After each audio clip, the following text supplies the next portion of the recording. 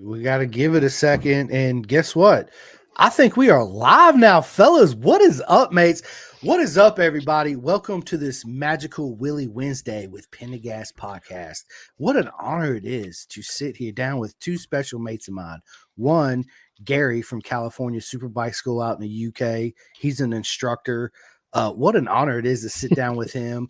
My man, Daniel Shoemaker. You guys here in America know exactly who he is. So what is happening, fellas? And real quick, before we get started, I want to give a big shout out to my man, Cameron Frazier, 2023 GP2 British Supersport champion. What a mega lad. I had him on the podcast. You guys go back and check it out. Also, big shout out to my man, Jake Marsh, with his dad, Peter Marsh.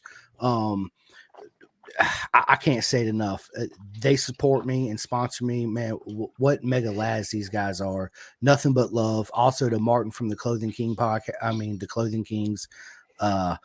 Anybody looking for t-shirts, hats, get any type of merch made, I highly recommend. Reach out to Martin at the Clothing King. If you're not sure how, reach out to me. I'll make it happen. But anyway, that's enough for me. This is not why we're here today. We are here for my man, Gary, that is in the house. What is up, Gary? How you doing? I'm good, thanks. It's nice to be on board. It's been a worrying weekday, as I was saying earlier. Really getting excited to talk about things and just being on. It's the first one I've done for me, so it's quite an experience. Oh Lord, we can't hurt him too bad, Chris. He's never going to want to do another one. I'm very delicate. Oh, we were doing tech one day, and we had one of the coaches walk up to me, and he's checking my bike over, and he goes, if you'd relax, this would be a whole lot easier. It's like, shut up. Right? No, listen, Gary, I promise you, we'll take it easy on the first podcast, but the next one we do, Gary, it's no holds barred, baby. It's going to be wide open. Listen, again, what an honor it is. Big shout out to Peter for actually setting this up. He's the one that actually made this happen. So yeah, big shout out to Peter Marsh. He actually owns a dental company. So if anybody needs any work done, reach out to Peter Marsh Dental. Yeah, you got him, the best lad out there. Martin Adams is actually watching, man, the Clothing King podcast. I always say that because I had him on. So yeah, the Clothing Kings, which is Martin. What is up, my man? Gary, how did you get into motorcycles? Blimey. Well, it's quite interesting, really, because going back to what, probably the 70s when we were at secondary school, that sort of thing. At the time, 16-year-olds in the UK could ride a moped, which was 50cc with pedals that you could use if you wanted to, but nobody ever did, really. And so some of my peers started getting themselves mopeds, and there were a couple that had the old FS1Es and AP50s, and one even had a Pook Grand Prix, which was quite a novelty at the time. A few bobs there at that point. And so when they turned 16, we used to sort of chat about it and that sort of thing. And it got to the point where during lunchtime, we'd clear off into a corner of the playground behind the buildings where nobody could see. And I got the opportunity just to ride around the bike sheds on it, which was great.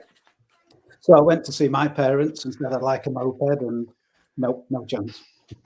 So that was a bit of a disappointment, really. Then, of course, we got a little bit older. We got to 17, and at 17 at the time, with learner plates on, you could ride the 250. So people progressed from 125s onto 250s and that sort of thing. So I still stayed interested. I got to 17, asked again. Nope, no chance.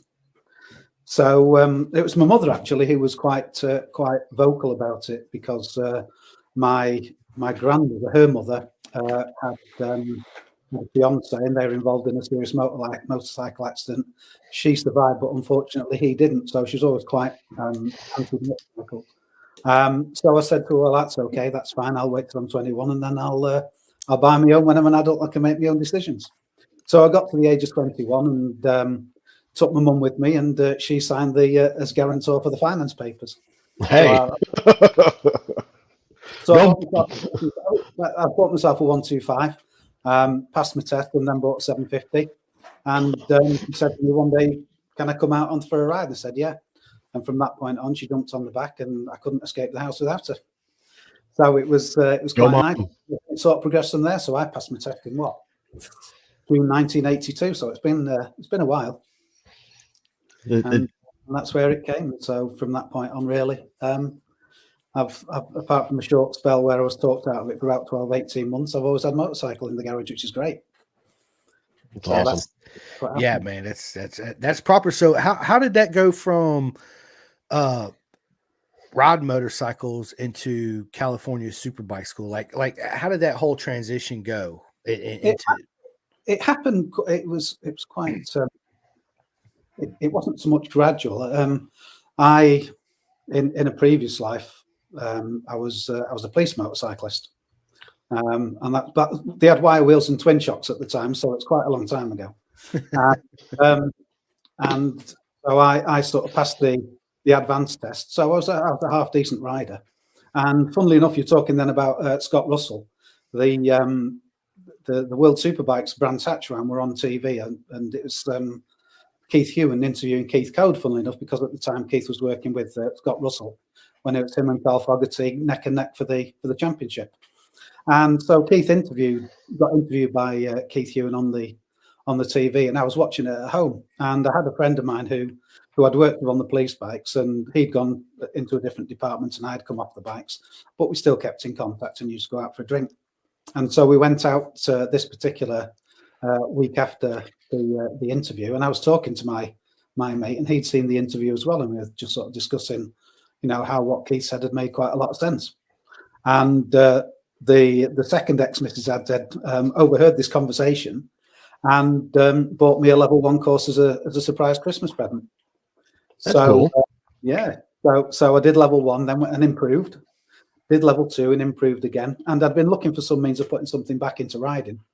I think that everybody can say that, if you ride motorcycles, then they're in your blood. And I wanted to find some means of putting something back into it, to help people get the same sort of level of pleasure and joy I've had out riding motorbikes all these years. And I didn't want to teach learners because I think that's a particular sort of skill that I might have now, but at the time I didn't think it was for me. And so I approached Andy Ibbott, who was running the school at the time, at the National Bike Show, and asked if we could get involved. So he said, yeah, we can do, but we'll have a little look at you first of all. So I went down to Pembrey in Wales to do a tryout day there. Passed the tryout day and got involved in the training program from there. So I started coaching for the school in June 2001. So I've been around from quite for that sort of length of time, really. So I can from there. That's awesome. That's a long time. Yeah, it is. It is. You've been coaching for a while. Right. Yeah. What excites you the most about coaching people? I think it's something that everybody, I don't think it matters what sport you do. It's when you see somebody actually get it. And it's really good and to see those smiles on people's faces at the end of the day. When I first got involved and we go and sort of try and promote the school at the bike show, people would say, well, why do I need to spend money on training when I can go over there, buy an exhaust and get an extra 10 horsepower? And that was the mentality at the time. But gradually, it came almost overnight, really, that all of a sudden people kept coming up and saying, do you know what, I bought the superbike and it scares the life out of me. I need some help. Can you help me? And so that really made the difference then, that you people who actually wanted to come along, wanted to invest in themselves and improve the standard of riding and to get the best out of the bike. And it's good to see that people now come along to the school, and you've probably seen the same, Daniel, where they'll come along and at the start of the day they're really quite nervous and a little bit apprehensive and stuff, but at the end of it, they know that they can go away and actually they're in charge of the bike and it's not the other way around. So that's the best part of it, really, for me, just to see those improvements. And it doesn't have to be anything huge either. Just a small improvement for a lot of people makes a big difference. Yeah, absolutely. It also helps with the confidence and everything. So, which is a huge deal, right? It's almost like a school teacher, that satisfaction you get, raising your little kids, right? Yeah, showing them the way. That. Yeah, I know. It's man, it's awesome. Man, I would love to try to get involved in trying to help, people coach. People got to really have an understanding on riding to actually do what you do, right? You actually got to know the body position, the correct body position, and, this target fixation, and man, the list goes on and on and on, obviously, man, I'm getting some comments in here. Chris Fulton, he says quality training from Gary and the team. Absolutely. The best in the business. Gary, California. He is the man in the business. Dude, listen about here. Facts. So listen, everybody that is listening to this, either live or after it's done because you're at work and you can't catch it right now, we'll be on Spotify, iHeartRadio, Google. The only thing we're not on is Apple right now. Or you can come back on YouTube. I'm working on that. Okay, thank you. But listen, you guys reach out to Gary. Okay, if you live in the UK, there's no reason why you should not reach out to my man Gary.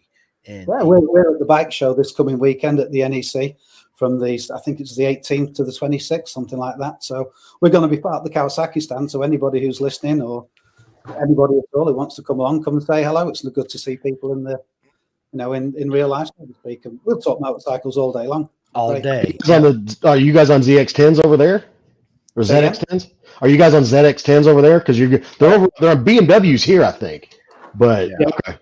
Yeah, there's still BMWs in Australia and the United States. We use Kawasaki. They use Kawasaki in the Philippines. Norway, they've got Suzuki's at the moment, and Poland use Triumphs. Time out. There's a racetrack in Norway. Mm-hmm. Yeah, there are a couple of them actually. There's there's one called now. It's covered 2 feet of snow. Absolutely not. Yeah, there's a place called Rudskogen. Okay. And they've got a racetrack in the Arctic Circle, which we've not been to yet, which is a disappointment. I've heard about that. Y'all can have that one. No, it's just we haven't been there. What's this we stuff? It ain't gonna be me. Right. No.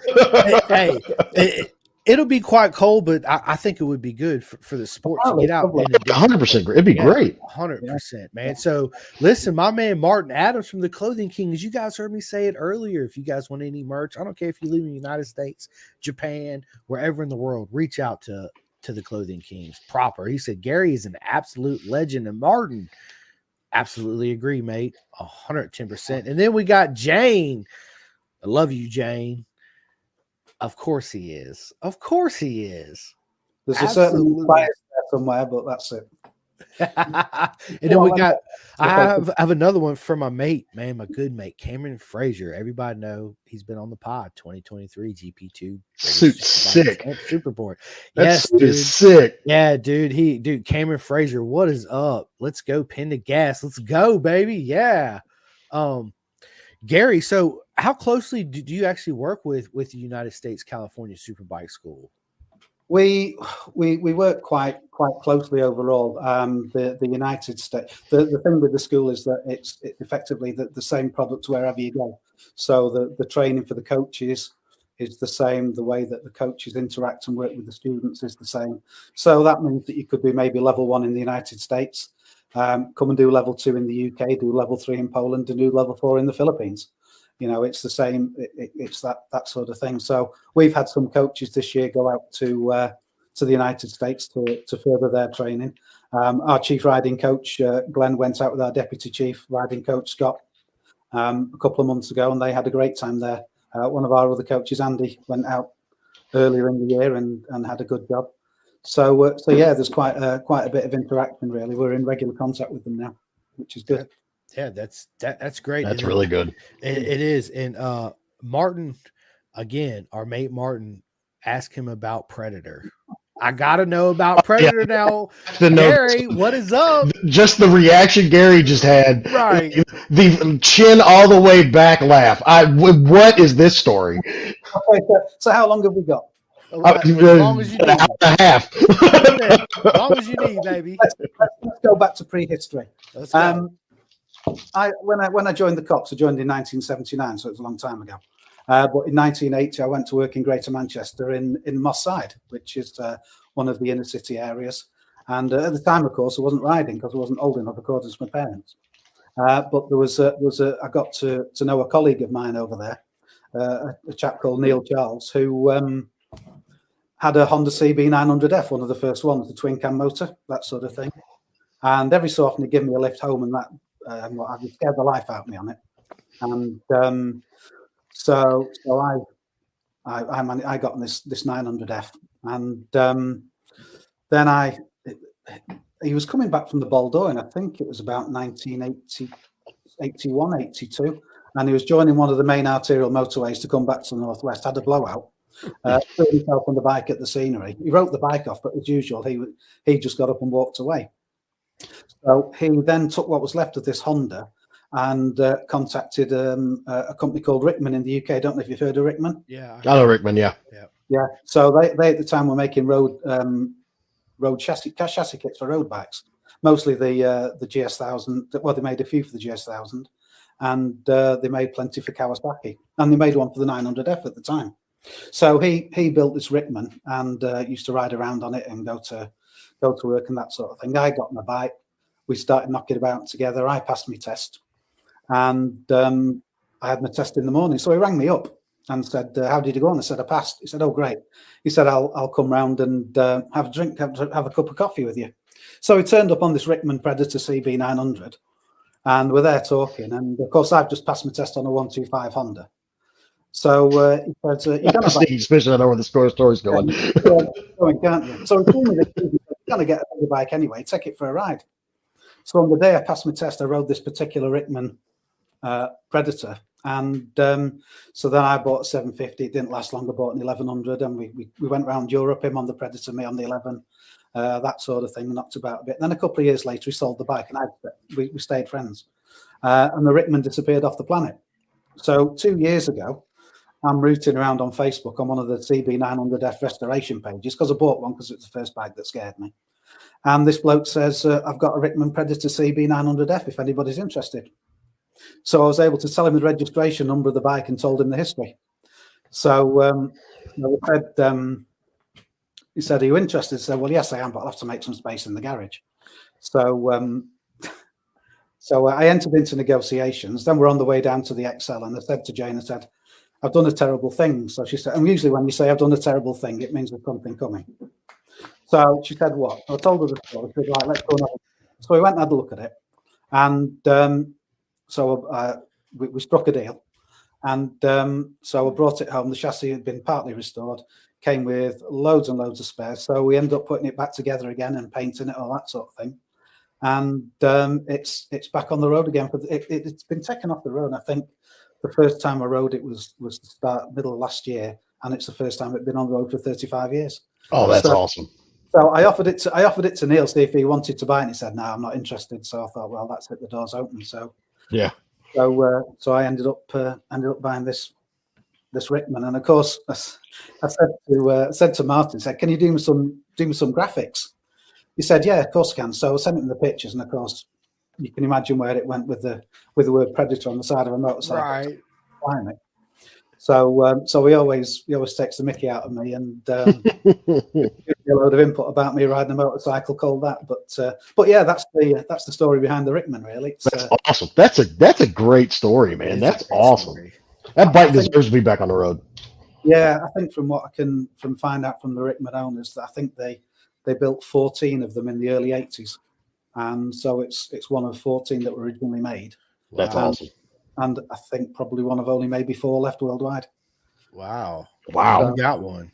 That's awesome. That's proper. It's unique, yeah. But and the nice thing is it's part of my motorcycling history, so it's good. I like it. So now we need to talk to Jane to letting her be in the bike being in the house somewhere, right? Oh no! Unfortunately, it's banned. We had a bike in the hallway in the old house, but the band, which is a bit of a shock, really. But yeah, it's what it is. It's what it is. Yeah. So similar story. I did the same thing when me and my wife first got married. I bought a Ducati 996 and didn't tell her. And until we're in the middle of Walmart, I felt, I guess, the safest in public, right? I mean, let's just be honest, right? New wife. That's not always a guarantee. Trust me. No, Daniel, facts, right? So, yeah, this is going to make you guys laugh. So we're sitting there, and of course I'm nervous, right? I'm like, man, fuck, how am I going to tell her I just bought this motorcycle? I didn't mention it. Didn't say shit about it, right?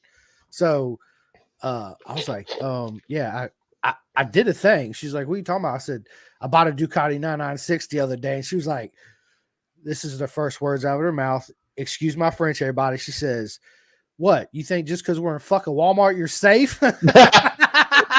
Told you. Called it. And I was like, absolutely not. Right. So, yeah, it didn't go down too well. Right. It was one of those things where I did something and asked for forgiveness later. I didn't do it again. I tell you that. But yeah, it was just a funny story. It was. Yeah.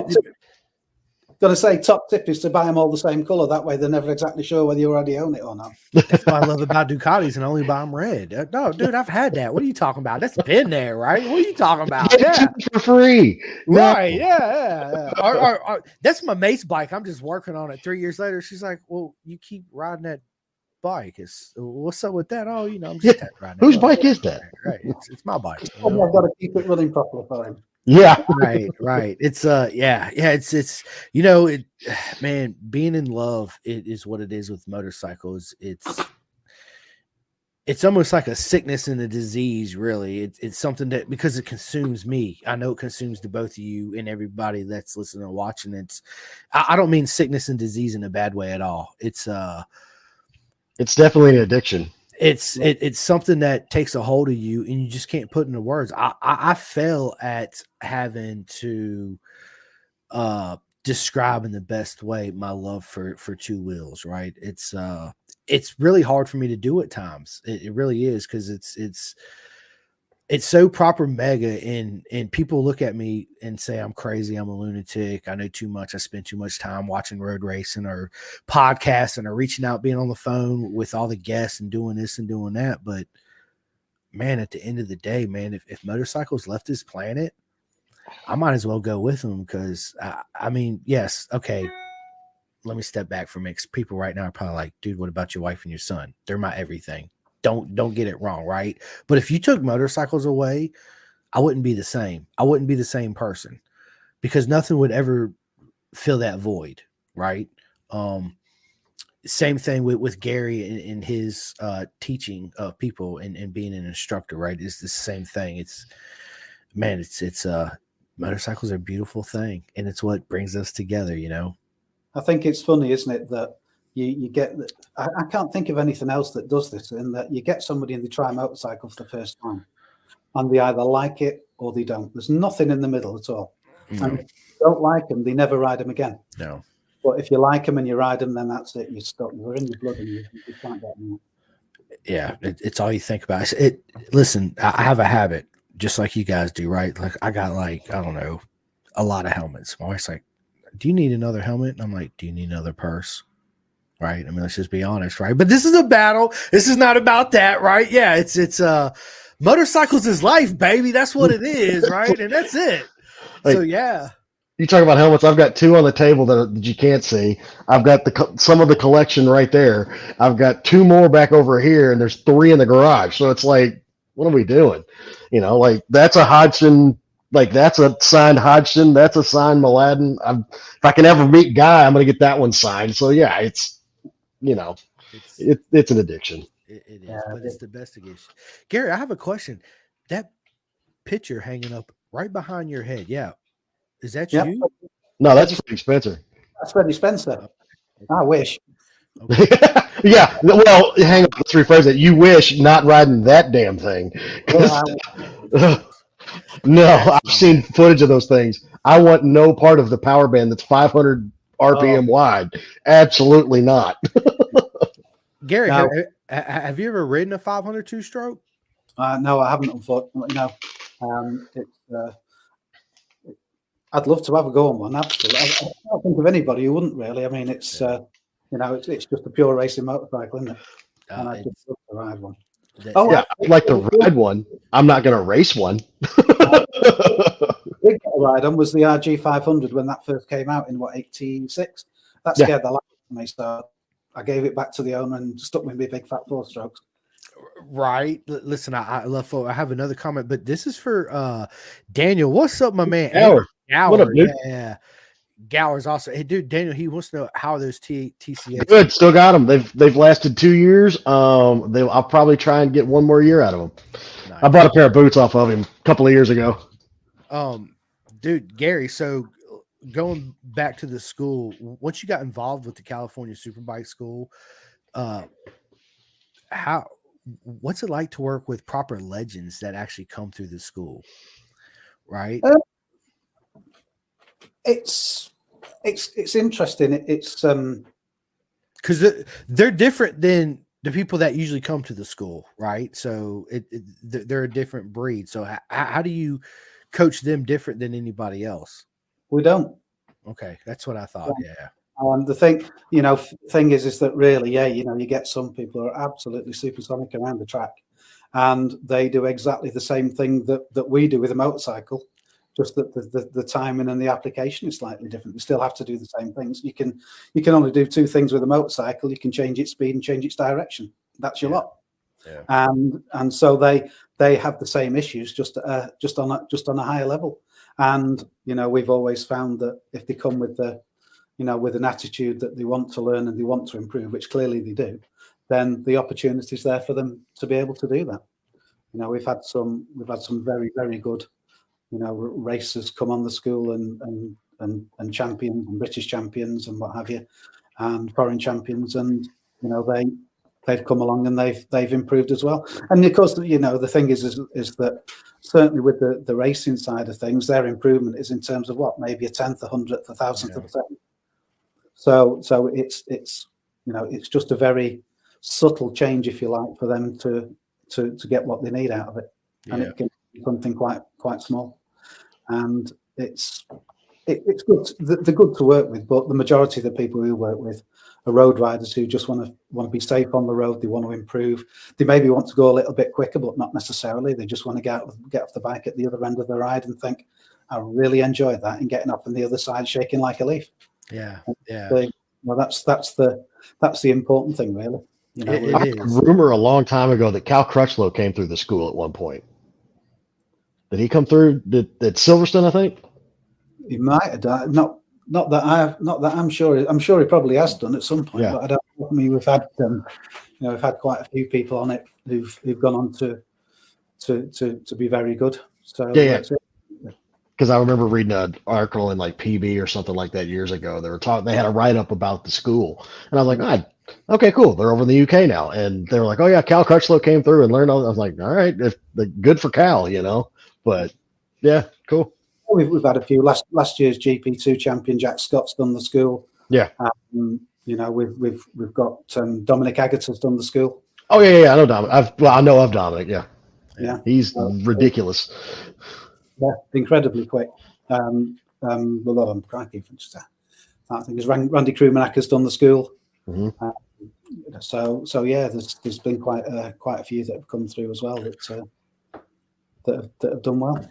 What was it like meet Jonathan Ray? Because I'm a huge fan of Johnny Ray's, dude. Yes, I seen that picture. I was like, oh my god, dude, lucky jelly over here. Yeah, it's like coming on here, really. Chris. Just a little bit nervous at first, but yeah, can Jonathan Ray ride your bike? Yeah, of course he can. Mm-hmm. So yeah, he came along, and he's really nice, down to earth bloke. Lovely to speak to, and it's like all these racers. They're incredibly good at what they do, and you get talking to them, and they're just really nice people. You get the odd one or two that aren't, of course, but that's life. And for me, he was lovely. He was really, really good, and looked after our bike, which was even better. But he looked after himself, which was more important. So yeah. It was a pleasure to meet him. Yeah, do you ever find yourself where you got to turn the fanboy off? Because I do sometimes when I interview people. I'm like we talked about, I get nervous, and anxiety and all this for the podcast. I'm like, man, I'm going to have this conversation with this and this, and it's all this excitement, all this buildup, right?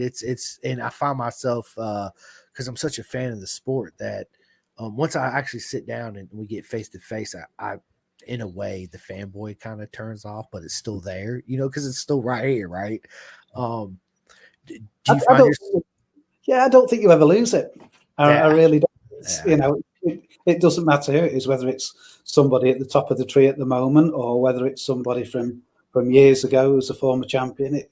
You're always very, very aware of who you're talking to and the things that they can do with a motorcycle. Yeah, that's why when I meet everybody and I talk to them, I always tell everybody, and I mean it, dude, what an honor it is to sit down and have this chat with you two gentlemen, right? And everybody in the future and in the past. It's life's short, right? So when you're living it, it's hard to think about who you want to spend the most of your time with and who's the most valuable to you, right? And you got to pick and choose through your life as you progress on doing this. But again, what an honor it is to spend this time of my life sitting down with you two, right? Talking about the same love. It's listen, I wouldn't change it for the world. I wouldn't ever change it for the world. It's proper mega for sure, man. And yeah, I feel you on that, Gary. It's special. It really is, man. Because I got off the phone this morning with Caden Wilkerson, right? He's coming on the podcast. He racing the 600 Super Sport in BSB. Well, when I come out there to Cadwell, it was a dream of mine. And me and Gary had this conversation before. It's my favorite racetrack in the world. Everybody knows BSB is my favorite race organization, not because I think that they're faster, the tracks are better, blah, blah, blah. It's solely because Cadwell Park's just simply amazing in the history behind it. But as far as BSB goes, is they don't have the electronic assist. They don't have the Xbox and PlayStations when they get on the bike. It's down to proper road racing how it used to be, how we grew up watching Miguel Duhamel, Doug Chandler, Fast Freddie Spencer, Valentino Rossi, all these guys that everybody heard of and knows about. They didn't have that stuff back then. So to me, right now in 2023, as we move forward, they're the only ones doing it. And what a proper way of racing, man. What battles. You 240 horsepower motorcycles with no electronics. It don't get no better than that. It does not get no better than that, Gary. Sorry, the floor is yours. No, I was just going to say, you're riding something like that around Cadwell Park, and you get thrown at you pretty damn quickly. It's a great track to ride, but it's not particularly wide. And how they get superbikes around there, it's impressive. I don't even like that track on a video game, much less doing it in person. I've been watching it for years, and you've got the mountain and everything. And Chris and I had the conversation because they're doing baggers next year over there. Sometime. A bagger at Cadwell Park is going to be. I hope no overtaking there. Yeah, no, man. I tell everybody, listen, Cadwell Park is the most beautiful. I've been in a lot of racetracks in the United States. Never been one out of country except for Cadwell. Okay, so I can't speak for Magello or anything in Spain or anywhere like that. But me, in my lifetime, I've been to Laguna Seca, Texas. I mean, you name it. I've been to a lot of them. Cadwell Park to me it's such a beautiful track. But when you're standing there and you seeing Josh Brooks and Ryan Vickers and these guys like 4 or 5 feet rear tire off the ground coming off this mountain jump, you're like, holy shit. It is the most beautiful thing I've ever seen on two wheels except for the Isle of Man TT. I mean, and then I tell people once you come over that mountain jump, it's basically a little mini TT course, right? Back on the back section, the left, right. The tire walls are so close. There's one tree you can get super close. Actually, there's several of them. I forget the name of the corners through there. It's a bunch of little S corners where I'm literally like 6-7 feet away from the guys just coming by, right? And I'm standing there watching, and I'm thinking to myself, this is insane, right? Because the racetrack, as Gary says, people in America, you guys don't. It is a third width of our racetracks. It is proper insane how narrow this track is, right? I thought Road Atlanta was narrow when I came out of the pits the first time. I'm like, wow, this feels narrow. If it's it's like racing at Aintree when it's like a footpath through there. No, absolutely not. It's hard to express in words. Go ahead, Gary. I don't think there's many in the UK where you can get that close to the racing now as you can at Cadwell. If you're standing outside the cafe there, as you say, you're probably 10, 12 feet away tops. That's it.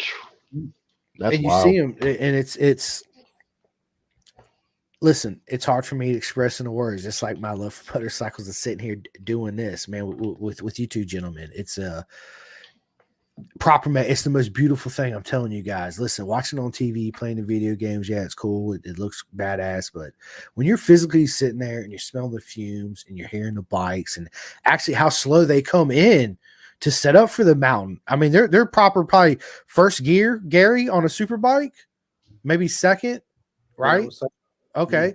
And so that's not very fast at all, right? So let's say what, 60 kilometers, 70 maybe, right? Going in, and then left, right, and as soon as you hit that right, it's literally like climbing up this mountain, and it's steep, and yeah, it's you see this smile right here. It's hard for me to explain. It's well, you take that right turn, it's just like a wall looking at you, dude. It's unbelievable. Best racetrack. I highly recommend anybody that's ever thought about going. Cadwell, 110%. Luke Hedger's watching. What is up, Luke, my man? Can't wait to have you on, mate, for sure. We're gonna have a good time. And then Sean Wayne, man. Sean, what an honor. Gary, do you know Sean? No. Okay. Sean, he races too. He says Cadwell is the best track in the UK for sure. Absolutely. Proper track. Proper racetrack, that, Sean, definitely. Yeah, it is. And then Chris has another. Says, I enjoy the way learning is broken down to basics. Yeah, it is. It's. I've taken a couple rider courses. I've never taken a California Superbike course, but I guarantee you this: next time I come out to the UK, me and Gary are definitely going to get together, and I'm definitely going to take the California Superbike school. I love the basics of learning, right? Because a lot of people, when they get out there and you start, getting to the track, I'm talking track days, right? It also transitions to be a better street rider, Gary. Okay. That's why a lot of people go to some of these courses, because it makes them more aware of what's going on the street. Proper body position also goes hand in hand with the street. Everything, right? Everything you learn at a rider course translates to the street. It makes you a safer rider because you're more aware, right, of what's going on and how to handle situations. We're lucky in that we in the UK branch, we have a strong association with what's called the Bike Safe, which is the police motorcyclists. I think it's about £60. Take riders out and do an assessment of the rides for them and helps them and give them hints, tips and that sort of thing on road safety. And we've started to gradually build up a link with the Institute of Advanced Motorists as well for the same thing, because I don't think you can ever really get enough training, no matter where it comes from. Some people come to the school, some people think that the school's not for them, or go to the IAM or do Bike Safe. And for me, you're probably thinking the same, Daniel. It doesn't really matter, because it's an investment in you as a rider and as a person, and it doesn't matter, as I say, it doesn't matter where it comes from. It's if you do training, then by all means, do your best with it and never stop learning. You never stop learning every time you go for a ride. No, you don't. As long as you go into it, if you're not the instructor and you're the student, as long as you go into it with an open mind, going, hey, I'm here to learn, and leave your ego at the door, you're going to come out of there better and safer. I mean, a lot of the guys that I work with, again, I'm a novice coach, so it's like I'm at the beginning of the day, I'm just like, hey, I'm gonna make sure you can get on and off the racetrack safely. That's all I'm worried about right now. Let's get you through 2 sessions and then we'll start working on break points, turn in, corner exit, that kind of thing. But I want to make sure you're getting on and off the racetrack safe first. Because Gary, you get this probably constantly. You get guys that can barely ride a motorcycle. They don't even know how all the levers do. We had a guy who was like, I don't know. He goes, all he did was use his rear brake. I was like, what? That's what I was like, you've got 2 discs up front stopping one wheel instead of 1 disc in the back stopping one wheel. Let's use this one. You get some guys like that. That's just like, guys, just listen. Yeah, we're lucky in some respects in that people who come to the school in the UK have to demonstrate a certain level of competence, in that they need to have a full motorcycle license or an ATU competition license. Okay. So, at least they know which control does what, and, they can demonstrate a measure of competency. But you're absolutely right. You know, if they turn up with a willingness to learn and to try things, then you know they'll improve and they'll go away with something, which is the most important thing. And again, you know, we charge what is a significant amount of money for a day at the school, and so we tend to get a lot of people who come with the understanding that I've spent a shed load of money on this. I want to get as much out of this as I possibly can. We do occasionally get the odd one or two that want to share around, but generally a little word of advice in the rear gets them thinking, yeah, actually, right. Yeah. And they go away with a result, which is the main thing. So the schools, there's 1, 2, or 3 days, right? Correct? The way we work, each school level takes a day. So you'll do level 1 and that'll take a day. Level 2 will take a day. Level 3 will take a day, and level 4 will take a day. But each thing really, everybody starts at level 1 and then progresses on to level 2, 3, and 4 if they want to. Each level effectively is the standalone anyway. You can do level 1, make some improvements, and then go away and not come back to the school, but your riding will have improved. What you find is that generally people will do level 1, get the appetite to learn more, and come back to do level 2, and then probably come back to do level 3. But there's no real time scale on it. We generally get people who do 2 days level 1 on the first day of the school, level 2 on the second, or maybe do level 1 at the start of the year, go away to practice it, then come back towards the end of the year to do level 2. So it's quite flexible in that, you know, there's no sort of regimented way that you have to do these all together. They don't. So, but you do offer, let's say if somebody in the United States was coming out there and was interested, or somebody in the UK in your school would say, hey, I want to do 1, 2, and 3 levels. Can they do that in a 3-day period, or do you break them up in weekends? Like this week we'll do level 1, next week level 2. How does that work? Yeah, we in the United States, then generally you can do the 1, 2, and 3 in quick succession. What we found though was that after you've done level 1 and then level 2, to do level 3 on day 3, actually there's a bit too much of an information overload, and they are quite tiring days as well. Yeah. And so generally we run schools in India, and what we find on the Indian schools, they run 3 days. So on Friday, Saturday, Sunday, 1, 2, and 3. And what you find is that day 1, they're good, they're on the ball, they're paying attention. Day 2 in the afternoon it starts to drop off a bit, and with some riders on day 3 it becomes damage limitation because they're that tired. Yeah. You know, and day 3 is all the body position stuff and moving around on the bike. So to add to mental tiredness, then get them jumping around on a motorcycle as well. Right. As hot as it is out there, you can know. Yeah, right. So what's your recommendation, Gary, to everybody that's listening, that's interested in signing up for your school, as far as taking level 1, maybe taking a couple weeks off or a month and coming back for level 2 and then level 3? Depends very much on the rider, really. As I say, we get quite a lot of people who do level 1 on the first day, level 2 on the second. In the UK this year, we're going to run 7, possibly 2 more. We're not sure yet, but we're going to run 7 schools. So we'll have we've got 2 days at Brands Hatch, 2 lots of 2 days at Bedford Autodrome, and a single day at Donington Park on the GP circuit. So really, we get a lot of people who come and do level 1 and 2 on a 2-day school. Or you can do level 1 and then come back to the following school and do level 2.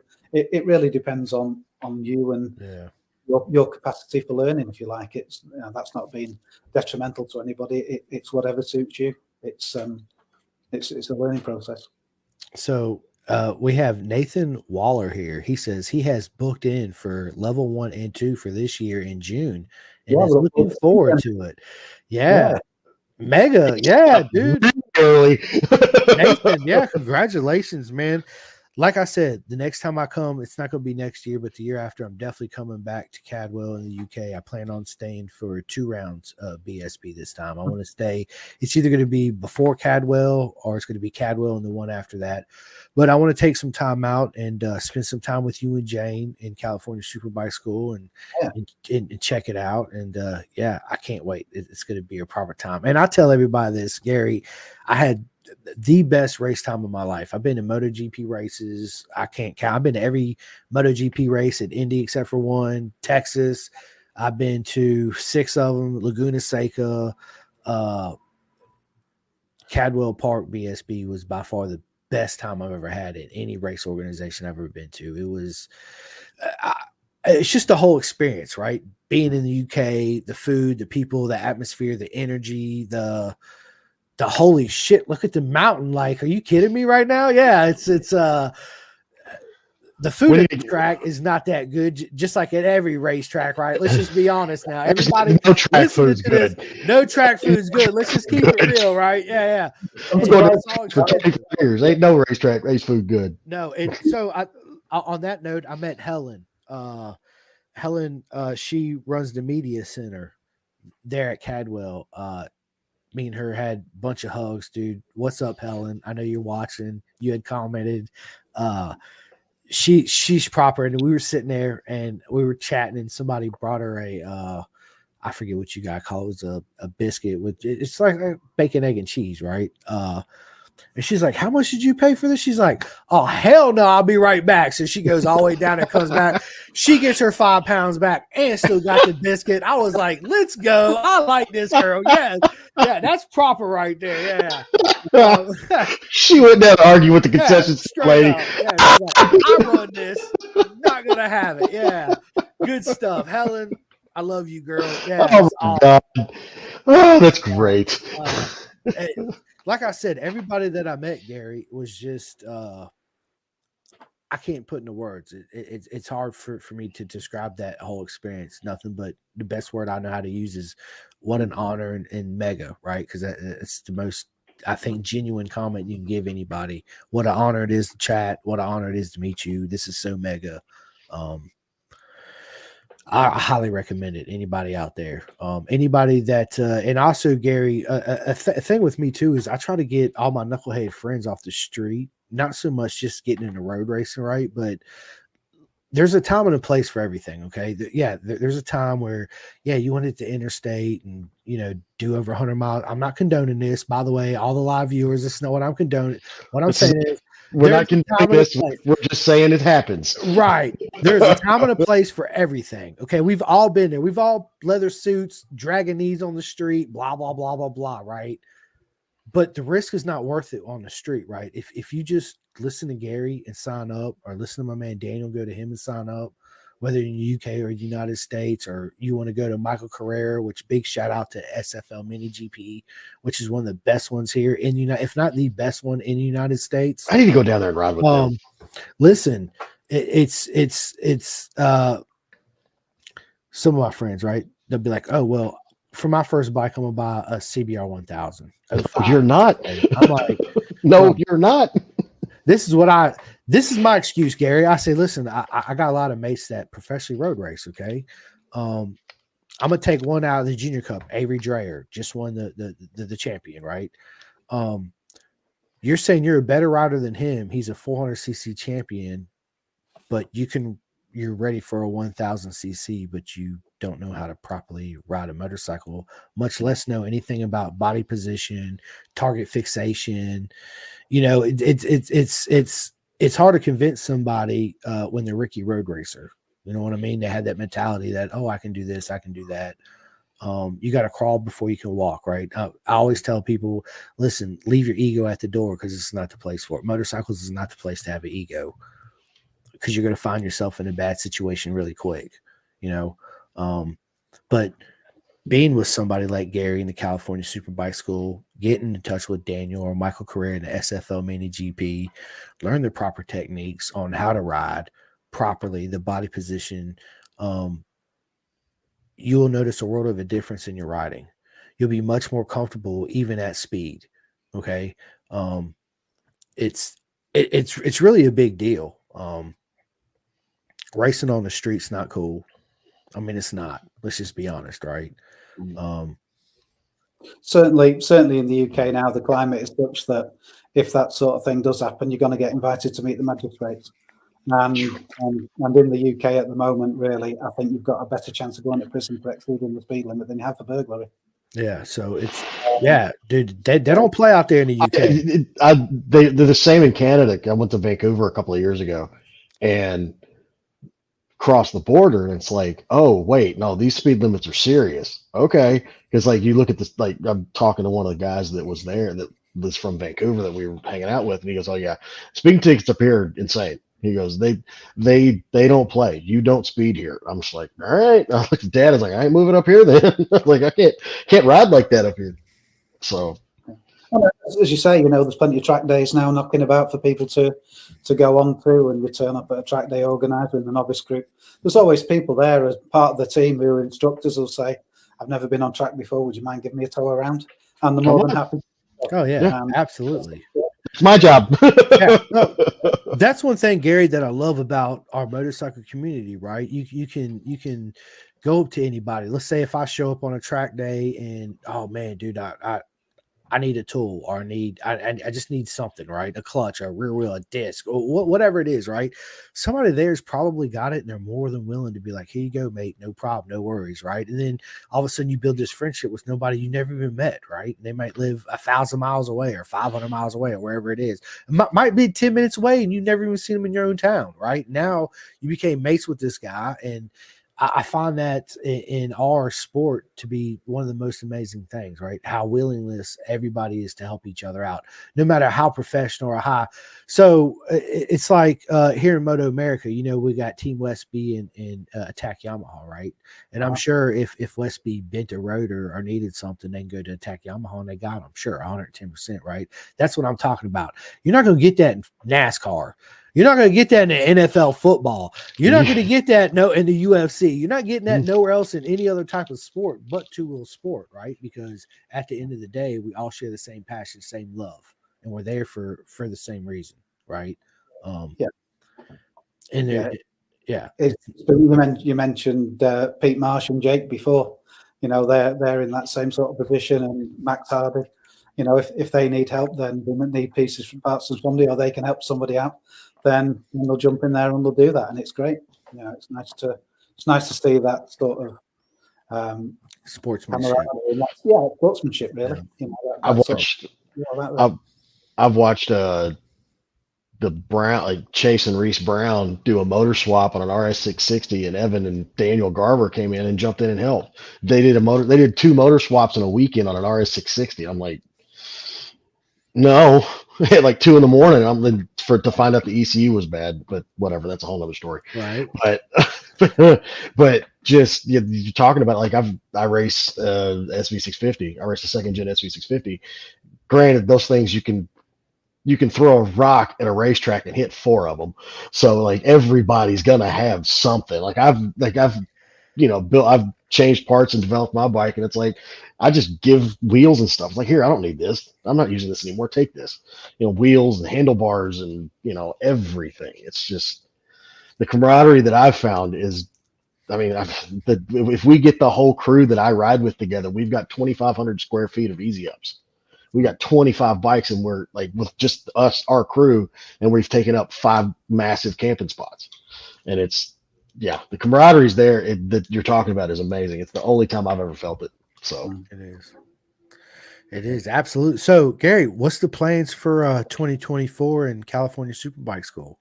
Well, we've got some dates that we're going to launch at the bike show this coming week.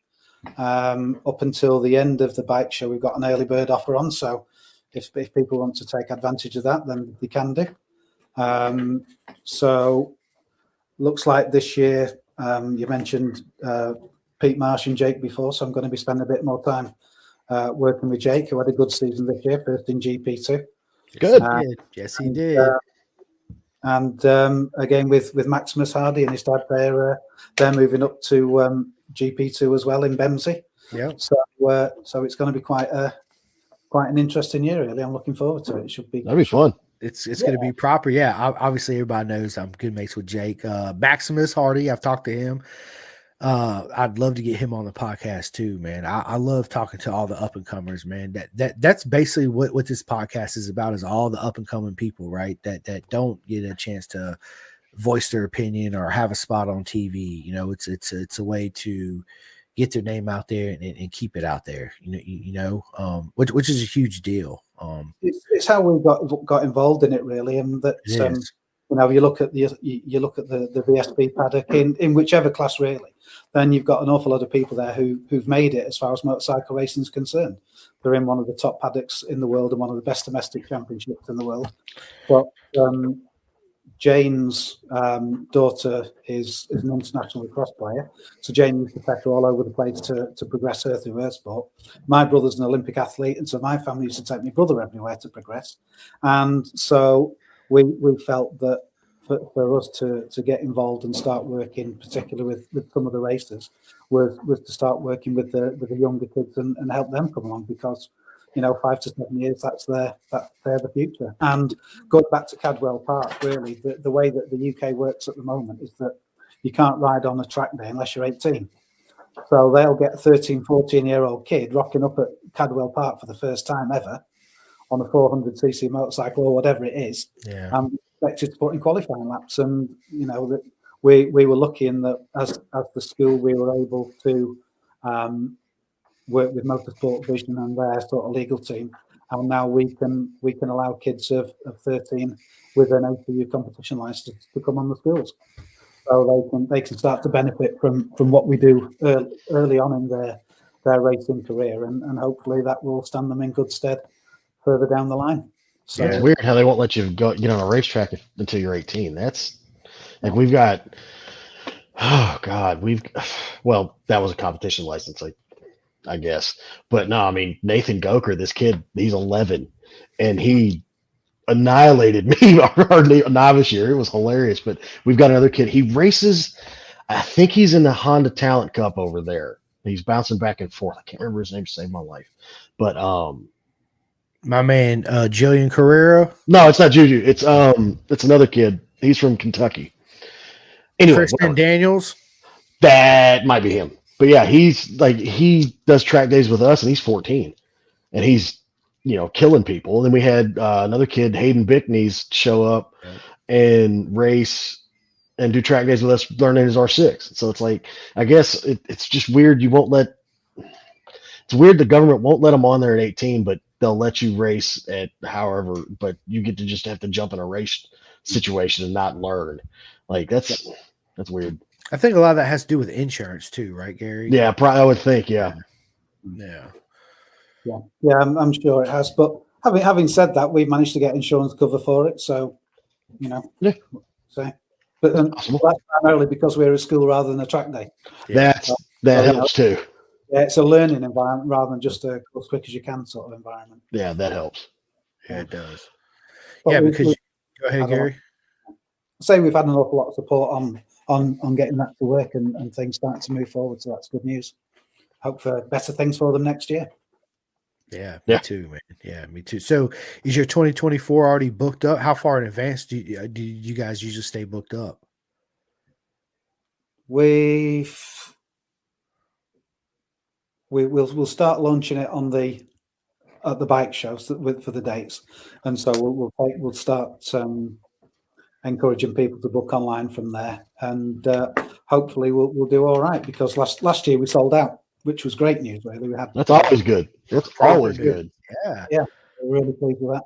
So yeah, we'll see Kawasaki. We're part of the Kawasaki UK stand at the NEC, and so we'll start speaking to Kawasaki about some bikes for next year, and then we can start people can take advantage of the early booking through the website, and hopefully we can go from there. But initially, I think it's despite the sort of economic situation and what have you, I think that it's looking quite good for us. We're looking forward to seeing an awful lot of new people back again, but new people and a lot of regular people as well. We get an awful lot of people keep coming back to do level 4, and this year I think we had the highest number of level 1s for a long time.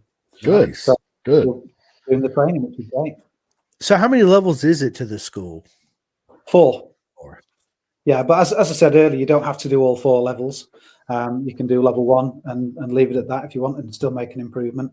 But most people can do 1 and 2, then think, well, I've done 1 and 2, I've learned something, I've improved. I'll do level 3 and then come back for level 4. So break down the levels to all the listeners. Like when you come into level 1, it's this.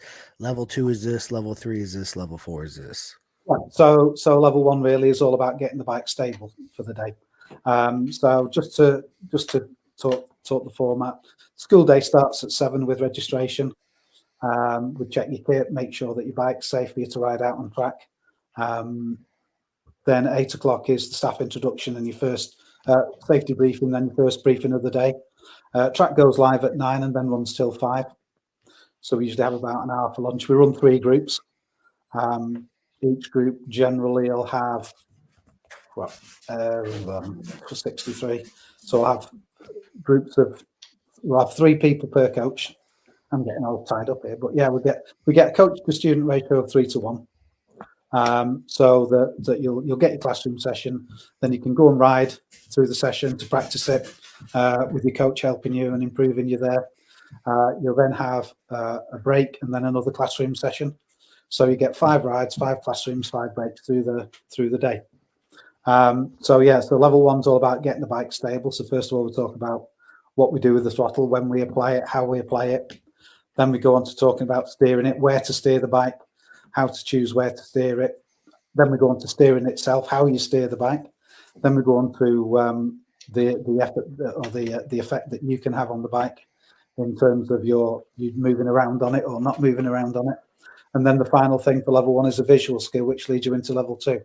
And again, level 2 is all about the visual skills, getting to create space and time for yourself, get consistency, and give your eyes a job to do, really, trying to break down this whole sort of target fixation thing. Last exercise we do on level 2 is all about braking and how it helps you improve your turn entry speed and how to get it more accurate. And then level 3 is pretty much all about rider stability, getting the rider to move around on the bike without upsetting it, dealing with chicanes and switchbacks, that sort of thing. And so that's level 3. Then on level 4, it's a program that's designed for the rider themselves. The level 4 student will get a questionnaire before talking about the strengths, the weaknesses, where they feel the need to improve, that sort of thing. And so there's less of a structure to level 4.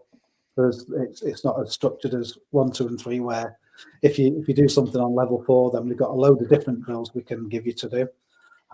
Or you might need to revisit something that you've already done in the previous 3 levels. But the nice thing about it is that, as I say, you can go pretty much anywhere with it. I think there's something like best part of 200 other drills that we can apply to the level 4 students and get them just to iron out those little things that need improving. So, student to rider ratio is 3 to 1. You said that's right. Yeah. Yeah. Even in level 4. Yep. Yeah. So you can. So when you go out, let's say if I was there, I say, "Hey Gary, I need a little help on this. You follow me out here. It would just be me and you, or me and you and 2 other students, or." Yeah, you get the classroom session, and then you go out to ride it, and so you go out and practice it. Then your coach will find you through the session and work with you individually, rather than sort of in like a little duck sort of thing. And then at the end there'll be a personalised debrief with your riding coach as to where it works, where it needs improving, and then help you to make the difference in that turn that needs the most amount of effort to bring it up. So you can either bring your own motorcycle or rent one from you guys, correct? Yeah, we've got Ninja 650s. We've got a couple of Z900s, and we've got a couple of ZX10Rs that we can rent out as well. But that's over and above the price of the school day. Okay, I got you. You got to pay extra to rent the bikes. Yeah. That covers your fuel and your tires for the day. But to be fair, it's a lot better actually if you bring your own bike. You're going to be riding at 75% of your maximum ability, which will significantly reduce the opportunity for you to hit the floor. Yeah. But you're going to be riding your own bike anyway afterwards, so you might as well. Yeah, bring it. Well, let me ask you this, Gary. Has anybody ever show up to the school and totaled one of the school bikes? Tell us about that. Oh, come on, that happens. I know, but I want to hear a crazy story. Be like, dude, you wouldn't believe it. This guy just binned this brand new bike. It's total loss. You know what? It upsets me. I can't even go there with that. Okay. I got you. So I've seen it over 22 years, and it happens. Fortunately, it doesn't happen very often. But yeah, it's not ideal, but unfortunately, it's one of those things, isn't it? You get to throw a leg over a motorcycle, you enter into a contact that at some point, you might find yourself on the floor. Yeah. The coaches, given that the mileage that they do overall and the riding, because the students ride 5 sessions a day, the coaches ride 15. Yeah, it's a lot, and so it's inevitable, really. You do as much as you possibly can to avoid it happening, but unfortunately, it comes with the territory. So, does Kawasaki have who takes care of who does all the maintenance on your fleet of motorcycles? We're very lucky. We keep the bikes for a year, and so at the end of the year, then we sell the bikes. But in the meantime, we have a mechanic who looks after them, and he does a great job for him. It's a chap called Daryl Young, and big up to Daryl, who was big shout out to Daryl. Yeah, he was one of Van der Mark's mechanics this year in World Supers. Bro, nice. Yeah, so he's incredibly good at what he does, and he's been involved with the school for quite a few years now, and we get on really well with Daryl, and he does a great job for us. That's proper, man. That'd be an awesome job to have, man. Taking care of the fleet of the until you've got to put one back together. No, yeah, right. Trey Beatty, he taught at Kevin Schwant's school at Road Atlanta. I was riding an SV650 on the street, and he would just come in like, "You need parts?" I was like, "Kinda. Why?" He goes, "We crash these things all the time. Here," just hands me a stock exhaust. I was like, "Okay," like full on. It's a stock exhaust. He goes, "Take this. That's sitting in my garage. Get this out of here." He was bringing me I asked him because I had crashed mine, and he goes, and I was like, "You got a radiator?" He goes, "No, that's the first thing that touches the ground on that bike." I was like, "Damn it!" But no, he was bringing me like speedometer clusters and everything. I was just like, oh my God. He goes, "Yeah, we go through about 3 of these every school." I was like, oh, what do you do? What's Kevin teaching them? Yeah, right? What are you guys doing over there? So, Gary, let me ask you this: away from motorcycles, away from the school, away from all that, right? Do you read any books? Yeah, I like reading because I spend quite a lot of time on aeroplanes usually through the school year, especially on the away schools, and so I tend to read quite a lot. But I quite like reading biographies. But I tend to try and avoid sporting biographies because they tend to be good in that you revisit all the successes that we had, but you very rarely get personal behind the scenes. You never really find out who they really are. Yeah, and the mindset that got them to where they ended with their particular sport or whatever it would be. So, what's the best book you've read lately? Oh, blimey, Mike Tyson's autobiography. Oh, dude, I heard that was really good. I haven't read it. That one's amazing. To read it. I read it in 3 days. Oh, nice. Wow. I listen to audiobooks. I find myself, if I actually pick up a book and I read it, I tend to pass out, nod off. Whereas since I listen to podcasts, I was like, you know what? Let me start doing the audiobooks, of course. So I throw my earbuds in. I'm at work, whatever. I listen to the books. But I'm kind of I'm not the opposite. I'm like you. I got Shaky Burns' book, John McGinnis, Michael Rudder, all Guy Martins. I mean, obviously I'm a two-wheel fan, so I've listened to all those, and you're right. It's all their career, how they got into it, all motorcycles. Very, very, very few, except for John Hopkins. John Hopkins' books really gives you an insight. That one's wild. Dude, that's probably the best motorcycle racer autobiography I've read is John Hopkins. If you haven't, if you have not, Gary, I highly recommend it because he talks about the whole alcoholism, drugs. I mean, the whole 9 yards. Well, you don't hear that out of, of course, when riders get hurt, of course they pump up with drugs and all this, and I'm sure some of them get hooked on it, but you don't ever hear about it, right? So it's just, this is life. I mean, this is raw life. It happens. You go to the doctor, you break a leg, they give you all these hydrocodeines or whatever it is, right? Next thing you know, that when you're off of them, you still hurt, you want it because you're addicted to it, you don't realize it. But dude, he goes through the whole spill, and it's proper because he's honest about it, right? And it's, to me, that's the best motorcycle autobiography there is out there on the market right now. It's definitely. Didn't he buy Mike Tyson's house? We just talked about Mike Tyson's biography. Didn't No. Hopkins buy Tyson's old house? Yeah, he did. Yeah. I'm pretty sure he did. Wait, hang on. Yeah. 7 circles of Kevin Bacon here. Like, what are we doing? Yeah. David Goggins is one that I just got done. I read both of his, which is really good. He is a massive human being. Dude, I saw him running because his mom lives about 10 miles, like the city she lives is about 10 miles away from me. And I'm sitting there at a stoplight going to work, and I'm like, see somebody running. And I go, nobody runs here. Like, nobody runs in this section of the town. Like, there's a couple of gas stations, there's a big exit to get onto the interstate, right? And it's just this huge guy just trucking along, and I'm like, who in the world? Oh my God, that's David Goggins! Like, like, what up, dude? Yeah, I ain't stopping that man. Heck no, that man look at me. What are you doing? Yeah. No, but he is a massive human being. He is. So Gary, his whole book is like it's very motivational, right? He was the 37th Black Navy SEAL. He went through the whole used to be fat, lost a bunch of weight, nothing but motivation. Now his whole mindset is, fuck it, you can do it. I don't give a shit what they say. You know, it's a very good motivational book. He's a savage. He's straight beast. I mean, straight beast mode. Look, Peter Marsh. Hey guys, sorry, just got home from work. I bet I've missed so much good contacts, Peter. But the good news is, Peter, what is up, mate? You can go back and watch it as soon as it's done being live on Facebook and YouTube, and tomorrow it'll be out on Spotify and Our Heart and all that good stuff. So yeah. I've told him he needs to pack that work in. It's interfering with his motorcycling. Right. And listen, Peter, dude, I actually have I had Benny Grayson on, and we had talked about this earlier, but this could be a conversation for me and you and Jake about some pranks you guys pulled on each other this year. I can't wait to hear all about them. But yeah. So let me ask you this, Peter. Favorite Netflix series? Me? I mean, Gary. Sorry. Gary. It's been a long night. Yeah, dude. Yeah. It's only 1 o'clock.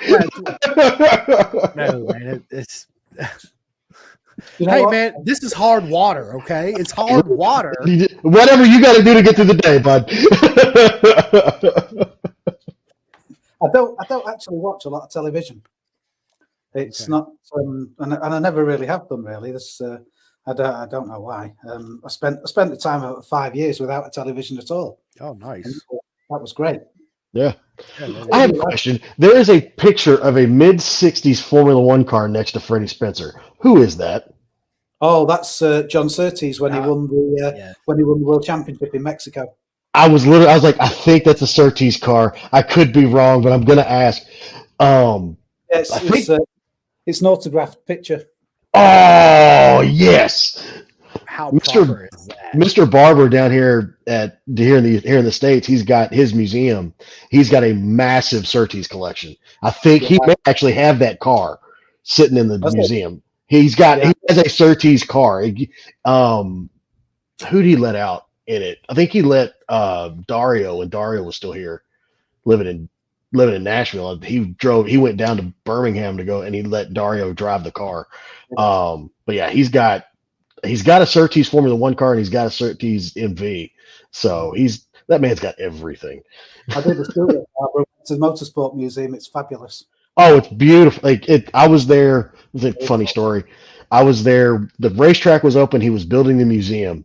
The framework's done. It's almost all the way done. He's about to start moving stuff in. And we're walking around, and I'm a quarter marshal. So we're just like, we're leaving. We're just going to, poke our head in, kind of look around.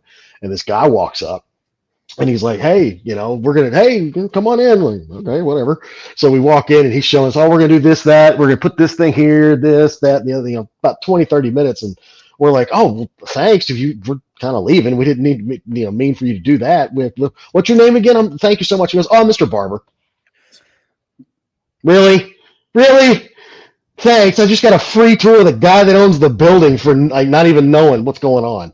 But it's just like, yeah, that man's got so much stuff. He's got 1,500 on display and another 2,000 hidden somewhere. I didn't know that. Yeah, he's got, when you walk in, you've got that big elevator and you can go all the way down. He's gotten into like race car bodies. It's weird. He's got like 917K and a 265 LM or whatever it is, but just bodies just sitting out there. And then you walk back toward the door where you walk in. He's got a warehouse full of everything else that's not out there that is all museum quality. And there's another 1,000 bikes there at least. That man has everything. I've never been, Gary. What? Yeah, no, I've never been. No, I'm not. I want to go to Barber. That man right there has been to that museum. And this man right here is not. Yeah. You live 7 hours away. Never been. I know. It's a shame, and I apologize to all the listeners and all the viewers out here. I will make it. I promise you we'll go. Daniel, we'll make a trip out this, of man. We'll make a trip. You know what? The video is ending. Bam. Now, we'll make a trip out of it for sure. I want to go. Evidence you've been. So needs to see in the museum. Yeah. Yeah, dude, I would love to do a podcast there. How awesome! Hey, like for the Barber round, I'm going to be there. Holler at me. I'll be at the Barber round. We can do a podcast with the team. Yeah, it'd be cool, man. Set up inside a museum doing a podcast. Sure, that'd be awesome. I would like to actually, Peter, when I come out there next time I come to the UK. You mean Gary? Gary, dude, listen. Oh my God, I'm sorry. What Hey, Marsh, what have you done to this? Man. Yeah, I apologize. I would like to actually do a live podcast with you when I come out there to the UTK, Gary. I think that'd be fun from the California Superbike School. Be a lot of fun to do. Talk to all the other instructors too. You know what I'm saying? It'd be proper, absolute proper. So since you don't watch TV, do you watch any other sports like soccer or anything like that? I watch a little bit of football, that sort of thing, but not as much as I should really. Yeah. So who's your favorite football team? Well, being from Manchester, I'm a Red, unfortunately. I was gonna say Manchester. I was like, damn it, I'm a City fan, and I was like, he's gonna be a Red. I know it's gonna be that way, but look, I live in a house full of City fans. Look, Peter Marsh said, "I'd just like to say thanks to my biggest fan, Chris Simcoe." No shit. Peter, you're welcome, mate. Absolutely your biggest fan, you and Jay. Yeah, awesome. That's good stuff, Pete. The check's in the post. Yeah. Checks in the post. Absolutely it is. Yeah, that's good stuff. So one of my favorite players, of course, is Messi. I always love Lionel Messi. I also like Neymar. I know he's a bad boy. A lot of people don't like Neymar, but I do like Neymar. Of course, Ronaldo, who don't. But of course, I'm in America, so Inter Miami is my team here in America. A lot of my friends, when I tell them I like soccer, they shit on me. They look at me like I'm a foreign, like I shouldn't even be an American anymore. Gary, no bullshit. I'm like, dude, are you kidding me right now? Yeah. Jane said Martin Adams had to mention Predator Pete Marsh. Yes, he did, Jane. Yes, he did. And what a great story that was. It was great. It's good stuff. Yeah, I don't soccer every once in a while when I get a chance, but on the off season, I'm always watching reruns of MotoGP, World Superbike, BSB, all of that good stuff. I was watching Alton Park last night from this year. That race was bonkers. Mega. It is. Yeah. Dude, the last race of the year, I tell everybody, if you haven't seen the last BSB race between Tommy and Glenn, it was proper mega. It's everything that went with it, Gary. You had, unfortunately Birdie, the team, both teammates, both fighting for the champion. Last race, half a point. Comes down to who finishes in front of the other, except for Glenn needed one person to finish between him and Tommy in order for them to wrap it up. If they were 1-2, Tommy obviously got it. So I was super happy for him. It was a proper year racing for them fellas, right? And a good, I guess, into the story of the unfortunate circumstances that we had for the team. You know what I mean? Yeah. It's good to see that Jordan, and her name Jordan, his daughter, Jordan. I think. Hang on. She's actually picked up and actually running the team and carrying it on, which is good. Her and her brother. Yeah, man, it's proper. So no movies, hardly any TV. we like books, right? Soccer every once in a while. Let me ask you this. Celebrity crush. Is this a man crush or a girly crush? Pick one. Who cares? Either We're one, it don't matter. We do not discriminate. I'm not bothered about discrimination. I'm bothered about incrimination. Oh, okay. Yeah, okay. No. You're good. This is all allegedly. Yeah, Is all it is. All allegedly. Nobody else. Two of you. I didn't hear it. Sorry. I said there's nobody else listening but the two of you. Exactly. Yeah, there's only two of us here. That's it. That's it. Oh, that's a question. Red wine. Grace Jones. Grace Jones. Yeah. Yeah. Jane definitely stepped up. She's like, I know Grace. All right, Jane. Let me ask you this: who's your celebrity crush, Jane? I'm gonna turn the tables around. Who's yours, Jane? Let's see. What would she say? Celebrity, Mr. and Mrs. That's right. Gerard Butler. That's a good. I'll give that. I'll give her that. Leonidas, Spartan 300 in that movie. Man, that's one of my favorite movies right there. Yes. Yeah. Jane, proper one. Yes. Absolute proper. So you like red wine? Red wine? Yeah. Occasionally. Yeah.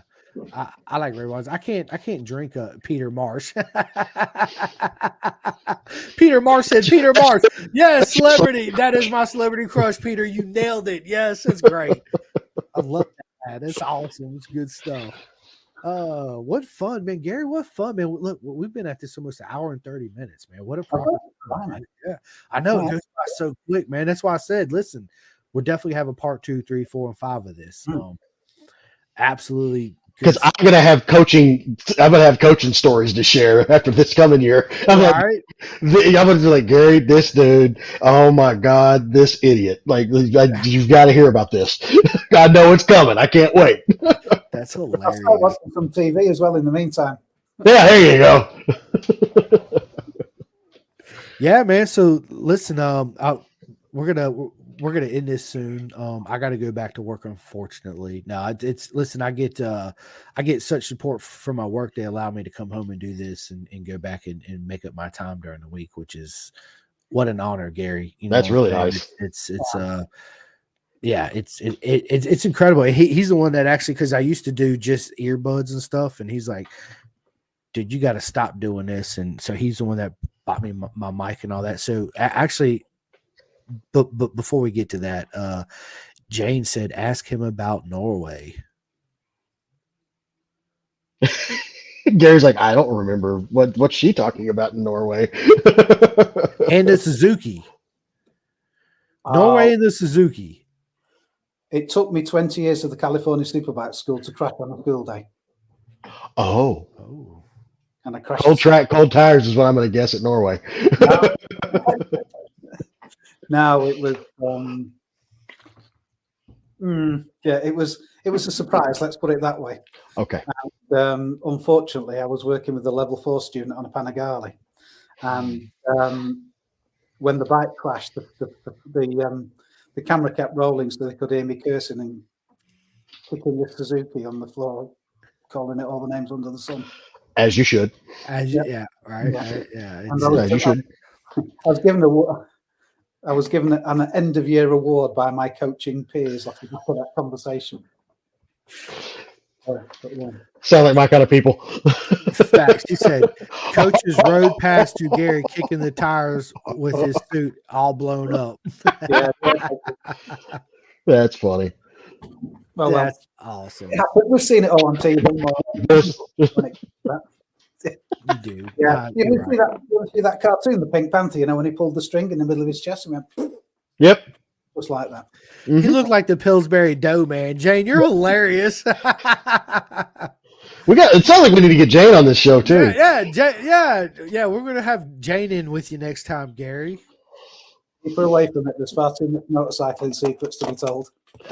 Get her on. Let's go. Let's go. She said no. Don't you start that.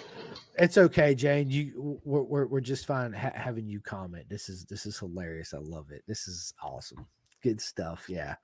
So Gary, why don't you tell everybody where they can find you, how they can get in touch with you, how they can sign up for the California Superbike School in the UK? Yeah, we have the website superbikeschool.co.uk. All the information's on there. Have a look around. There's information about the crew, what we teach, where we go to. As I said before, the dates are going to be out at the NEC, which starts on Saturday and runs to the following Sunday. So we'll be there all week on the part of the experiences section for the Kawasaki UK stand. There's a phone number on the website. If you've got any questions or an email, then by all means email us, give us a call, and we'll do our best to talk you through things. Here you go. It's up on the screen. Jane at superbikeschool.co.uk. Yeah, give Jane an email, and we'll do our best. And again, it's been a little bit rocky the past few years with the school and one thing or another, but I think that it's going well now, and things have improved. And I just want to give a big plug really to all our partners, everybody who's been involved. Kawasaki, a lot of them are long-standing partners with us. So we've got Kawasaki, Pirelli, R&G, RST and RI, Fuchs, Silkaline, Roadskin, Carol Nash and 151s. They've all done a fantastic job for us, and we hope to continue with them for many years. And Clothing, don't forget Martin at Clothing Kings as well. Absolutely not. Y'all see it on the hat? You see it on the hat right here? Yes. I need to get one of those hats. Dude, listen, I got you. So big shout out, just like what Gary said. Listen, everybody want to listen to it. Jane at superbikeschool.co.uk. Sign up. You guys will have a proper time. The best time you guys ever had learning to properly ride a motorcycle, not race, but ride a motorcycle, right? That's what it's about. Peter Marsh, the team behind the school are amazing. They're all proper. And I can't wait to meet every single one of them the next time I come out there. But yeah, I want to say thank you to everybody that watches, likes, and subscribe. Please leave comments, feedback, hit the bell, all that. We're on Spotify, iHeart, yada, yada, yada, the whole nine.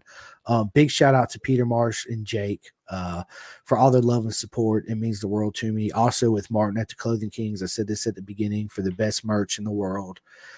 What a proper lad Martin is with the Clothing Kings. Gary can contest to that. So can and Peter and Jake and a host of other. Max Hall, he makes his clothes. Chloe Jones. I mean, he does it for a lot of people out there. And it's simply the best gear out there. It is. All my shirts that I've got from him, my hats are just simply amazing.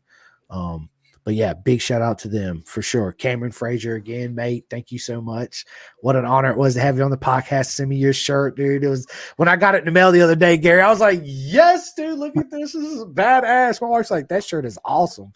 And everybody, dude, listen, I love all you guys, and it's an honor to be friends and mates with every single one of you.